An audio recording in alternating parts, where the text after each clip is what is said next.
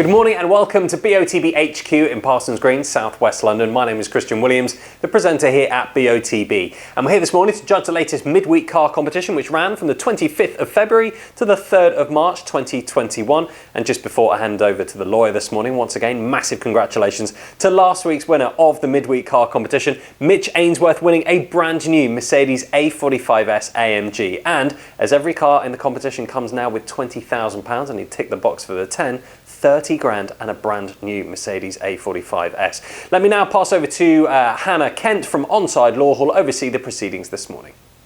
My name is Hannah Kent from Onside Law, and I'll be overseeing the judging this morning. Firstly, I can confirm that the competition data has already been sent to the auditing company Azets. I would now like today's judges to introduce themselves and, using the secure link provided, mark on the screen where they think the centre of the ball should be. The group will then come to a final panel decision. Good morning, my name is Matt Cannon. I'm a senior county referee and footballer. My name is Chloe Morgan and I'm a goalkeeper for Crystal Palace Women. I'm Nigel Hicks. I've been a Supply League match official for the best part of 30 years and I'm an experienced football administrator.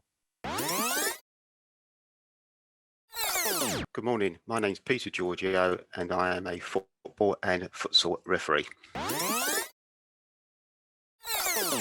Good morning, my name is Alain Goma. I'm an ex-professional footballer, having played for Paris Saint-Germain, Newcastle and Fulham. Hi, I'm Jenna Scalacci, former professional footballer. I'm now a head coach on a Tottenham college programme. My name's Liam Walsh. I'm a retired referee, currently an FA observer and head coach for the Middlesex Referees Academy. Good morning, my name is Roger Wheeler. I'm a referee and I have been refereeing and lining for more than 30 years. Good morning, my name's Hugh Gilroy. I'm a referee, a mentor, tutor and observer. Hi, my name is Kieran Fitzgibbon. I've played football for more than 30 years and I'm now a senior county referee. Judges, please now come to a final panel decision. For your reference, the larger white cross is the calculated average of the 10 individual selections. Thank you very much, Hannah. Good morning, everybody. Morning. Morning, Matt. Morning, Matt. Morning. Two players in shot. I'll draw up from this player in red. Got quite a narrow band of vision from his eyes. We got to see two eyes, and then from the player in blue, who seems to be being lent on a bit from behind. It's obviously too far away to be making any direct influence in the challenge. So again, it's quite a small quadrant. I'll go straight to you, Liam. You're in the middle of it, us all here, close to this calculated average. How did you see the shot? Well, again, I agree with the guy in blue. He's just sort of being lent on, so his body's sort of like down, but his head's flicked up. So it's given his eye line looking over the red player. Regarding the red player, I think he's just jumping for the ball, body turned, head tilted, eyes to his right and up. So obviously then the ball's in front of him, but his neck's extended. I think he's imminently going to head the ball, arm shape, etc. And that's it. That's my take on it. Yeah, sure. And we've got a couple more very close to you, Jenna and Kieran. Jenna, do you see it any differently? No, pretty much the same as Liam there. I think he's up in the air, he's gone to meet it. I think the ball's about to drop on his head any second. His arms, his body position, and just the way he's frowning slightly is why I'm slightly over to our right as you look at it. I feel like it's slightly more steeper. Yeah, okay, thanks. And then Kieran, you're just there, just below Jenna. Do you see it the same way? Yeah, more or less the same. Thanks, Matt. I'm just not sure the player in red's actually going to get the header, but he's obviously going to try and make the header. So it's from where he's looking, he's straight leaning a little bit backwards. So otherwise, I agree with the other judges so far. Yeah, thank you. And then Nigel, I'll come to you. You're ever so slightly the lowest there. I'll magnify yours. Yeah, I think you're in line with the Hugh and Rogers, who are slightly further up. I am, yeah. I mean, I think I've probably taken the same line as Hugh and Roger on the red player in the direction he's looking up.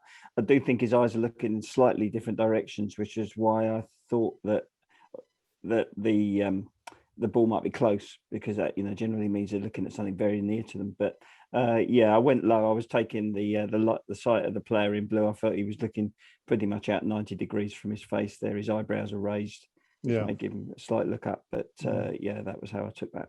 Thank you. And Peter, you're again sort of roughly in line with Nigel, but to the right hand side, in another sort of line up where there's seems to be 5 just over to the right side of the calculated average. Yeah, I've taken the player in red, the way he's arched his back, he's arching further back, and also he's frowning. So that's why I've gone probably over to the right than most of my colleagues, basically because of that, because the arching and he's frowning backwards. So that's where I put it. Yeah, I mean, really, you're in line with 5 other choices. So I would actually say we've got a sort of a slight split: 3 to the left, a couple in the middle, and 5 to the right. I mean, Alain, you're just above Peter's choice on the same line. Do you see it any differently, or? Yeah, no, I agree with what Peter has said. I think he's leaning slightly backwards. He's kind of adjusting his body. I think the ball is coming quite steeply, so therefore, that's why I went, a bit on the right, slightly higher than Peter, but yeah, I guess on the same line. Yeah. Yeah, and the same with you, Chloe. You're on that same line. Do you see any difference in the shot, or anything you want to add? No, not particularly. I think the only reason I'm sort of slightly higher, I think, is because I've taken perhaps just a slight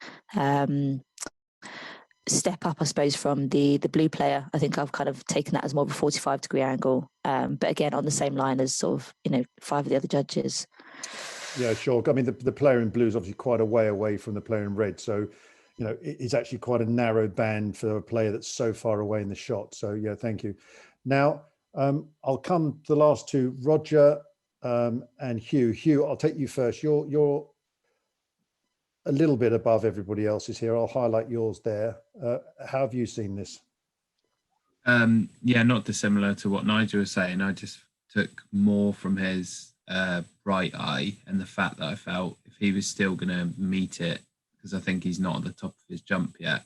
No, sure. I think he'd be jumping up and forward slightly, so it wouldn't be directly above him. I got the sense he wasn't flicking it on, but he was going to try and meet it with his forehead.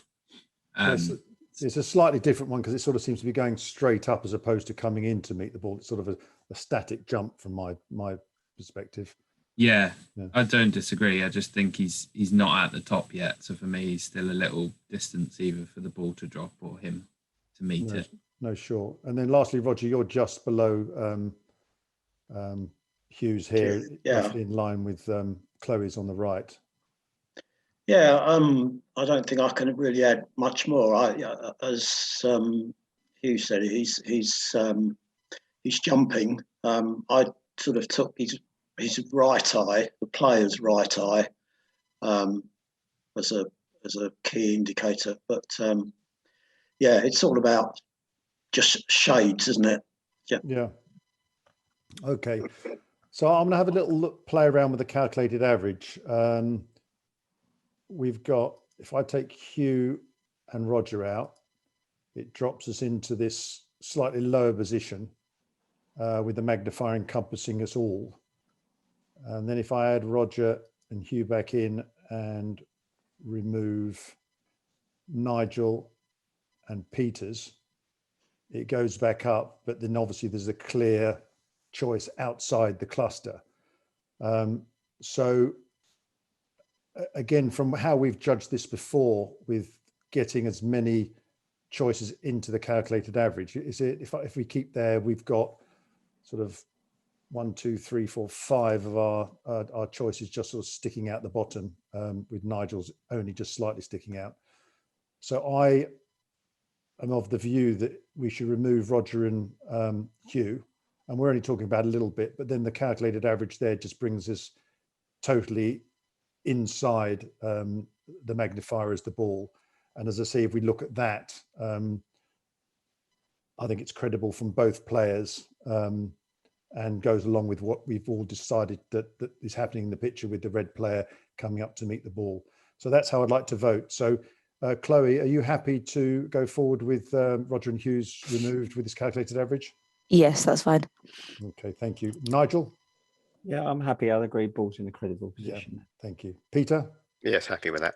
Yeah, great. Alain? Yeah, I'm happy with that. Yeah. Yeah, thank you. Jenna? Yeah, I'm happy with that. Great. Liam? Yeah, I agree with my colleagues, Matt. Yeah, thank you. Roger? Yeah, fine with that, Matt. Yeah. It just drops it down a little bit. Hugh?